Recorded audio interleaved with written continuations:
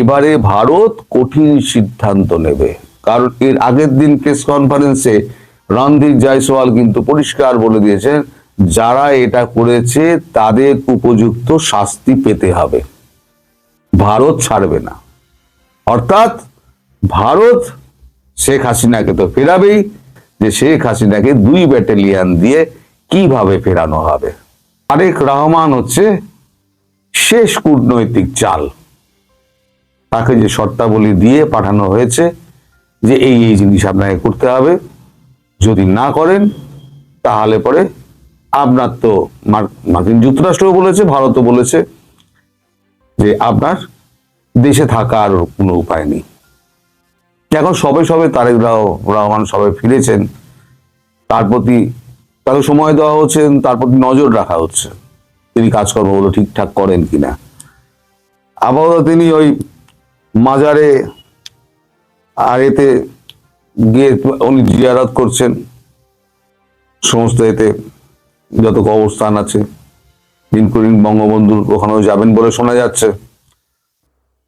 তো ভারত অপেক্ষা করছে, তবে এর মধ্যে এই অপেক্ষার পর কি সিদ্ধান্ত হবে, অপেক্ষা শেষ হয়ে গেলে কি সিদ্ধান্ত হবে, এটি তো শেষ। এই প্রশ্ন আপনাদের মুখে মনে জাগবেই। সেই প্রশ্নের উত্তর আমি কালকে দেব, আজকে দেব না। আজকে আমি আপনাদের দেশের কয়েকটা খবর দিই, চমকপ্রদ খবর। সেটা হচ্ছে অজিত দোভালের এক হুমকিতে পাকিস্তান বাংলাদেশ ডিফেন্স ডিল যেটা হওয়ার কথা ছিল সেটা আপাতত স্থগিত হয়ে গেল, মানে জলে চলে গেল।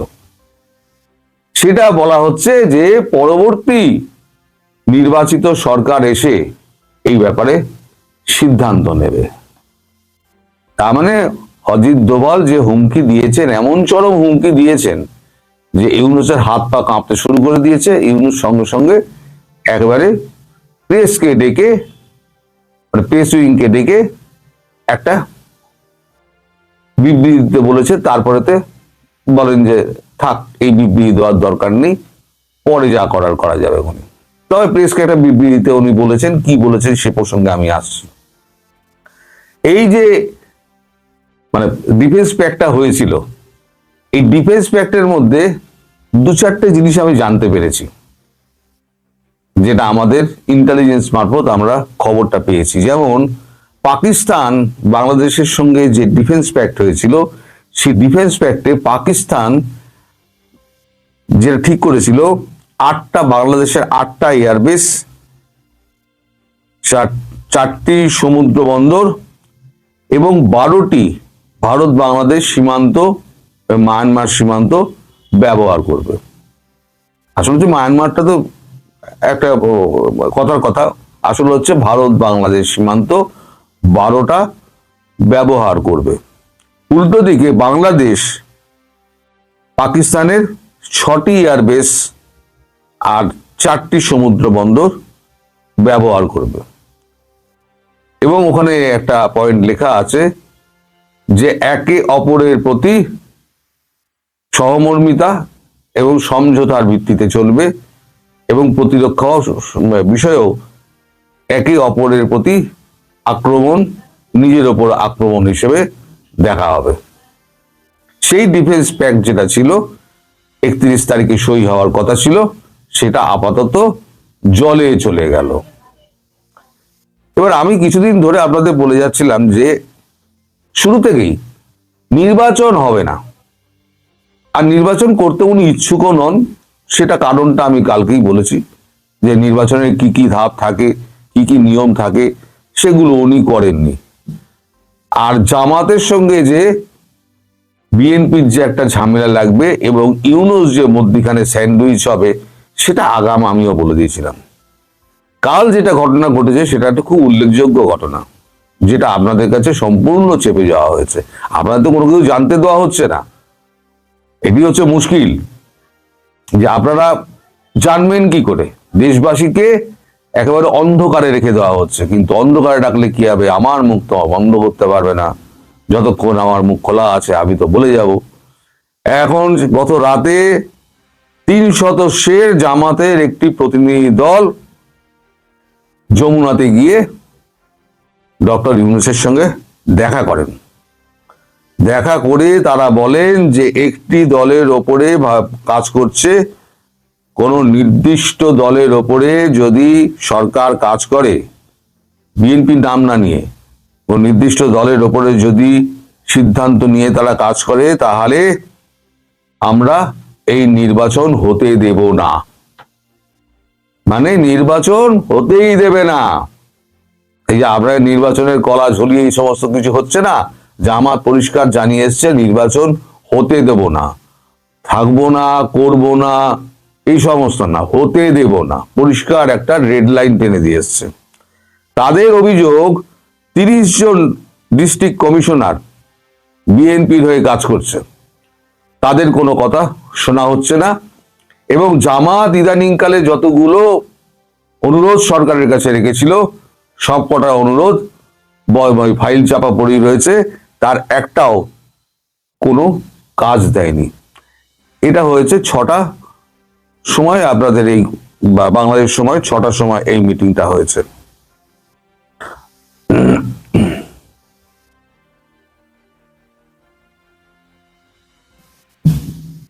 জামাতের পক্ষ থেকে আরো বলা হয়েছে যে নির্বাচনে জামাত জিতবে না, সেই নির্বাচন জামাত অংশগ্রহণও করবে না এবং নির্বাচন হতেও দেবে না। সেখানে আর যারা উপস্থিত ছিলেন তারা হচ্ছেন আদিলুর রহমান শুভ্র, আসিফ নজরুল, তৌহিদ হোসেন এবং খলিলুর রহমান। তারা একসঙ্গে চুপ করে বসে থাকেন জামাতের ওই 3 জনের দিকে চেয়ে। তারা কোনো রকম কথাবার্তা বলতে পারেনি, কারণ তাদের কথা বলার কোনো সুযোগই ছিল না। তাদের এমনই জামাতের প্রতিনিধি দলের এমনই উগ্র মূর্তি ছিল। উগ্র মূর্তি মানে যে কোনো সময় তারা একটা মব তৈরি করে যমুনাকে ভেঙে গুড়িয়ে দেওয়ার জন্য প্রস্তুত হয়ে রয়েছে। 32 নম্বর যেমন ভাঙা হয়েছিল, যমুনাও ওরকম ভাঙা হতে পারে। এবং ইউনূস পুরো পানি পানি হয়ে গিয়েছে তখন। পানি পানি রে, পানি পানি রে, আমাদের একটা গান আছে না, ইউনূস তখন পানি পানি হয়ে গিয়েছে। এরপর তৌহিদ হোসেন তিনি প্রেস উইংকে ডাকেন এবং একটা বিবৃতি দিয়ে দেন, বিশেষ কোনো রাজনৈতিক দলের হয়ে সরকার কাজ করছে না। এই বিবৃতিটা উনি প্রেস উইংকে দিয়ে দেন, মানে দেখান যে মানে আমাদের এই সরকার যে অভিযোগ উঠছে কোনো নির্দিষ্ট দলের হয়ে কাজ করছে না। এটা হচ্ছে তাদের বক্তব্য, সরকারের বক্তব্য। এখন এনসিপি তো অস্তিত্বহীন হয়ে পড়লো। এনসিপির এই যে চ্যাংড়া প্যাংড়া গুলো বলেছিলেন না, এগুলো 2 পয়সার দাম নেই, আমাদের দেশে এসে এখানে একটা নৌকর সাইড চাকরি পাবে না, ঝাড়ুদারের চাকরি পাবে না। তারা দল গঠন করেছে, তারা সরকার চালাবে, কে প্রধানমন্ত্রী হবে তারও লিস্ট তৈরি হয়ে গিয়েছিল। কি হুঙ্কার, আমাদের কথাই শেষ কথা, আমাদের কথাতেই সরকার চলবে। সার্জিস আহমেদ সেই কথা মনে আছে? এখন তারা এখন দেখেছে নিঃসঙ্গ হয়ে যাচ্ছে, তারা এখন মানে ভোট তাদের নেই, তারা জামাতের সঙ্গে গিয়ে পুরোপুরি হাত মিলিয়ে দিয়েছে। আর ইউনূস গোল্লা গোল্লা খেলছে।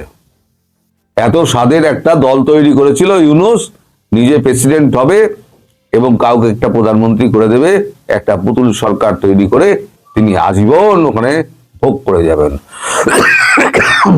মাফ করবেন।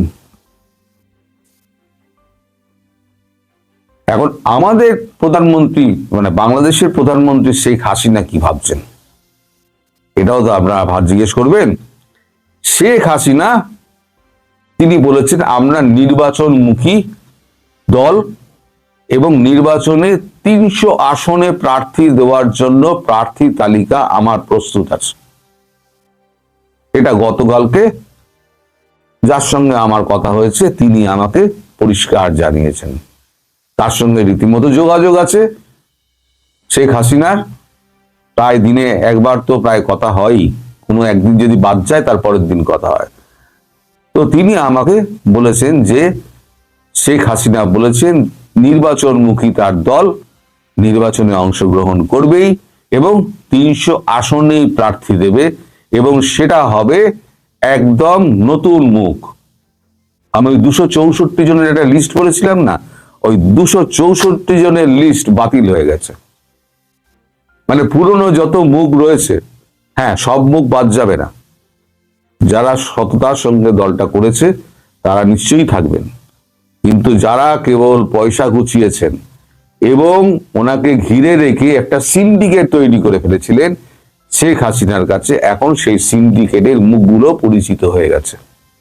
এই যে 18টা মাস যে গেল না, শেখ হাসিনা গঙ্গায় স্নান করে শুদ্ধ হয়ে গেলেন।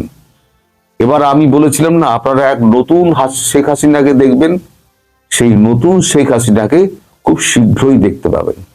এবারে আমার প্রথম কথাতে ফিরে আসি, যে আমি যে বলেছি যে এই যে আপনাদের শেখ হাসিনার প্রত্যাবর্তন নিয়ে যে কথাটা আমি বলেছিলাম, এখন ভারত সেখানে একটা কথা বলেছে, এটা শেষ সুযোগ, কূটনৈতিক শেষ চাল দেওয়া হচ্ছে। এই চাল যদি ব্যর্থ হয়, আন্তর্জাতিক মহলকে জানিয়ে দেওয়া হয়েছে যে এবারে ভারত কঠিন সিদ্ধান্ত নেবে। কারণ এর আগের দিন প্রেস কনফারেন্সে রণধীর জয়সওয়াল কিন্তু পরিষ্কার বলে দিয়েছেন যারা এটা করেছে তাদের উপযুক্ত শাস্তি পেতে হবে।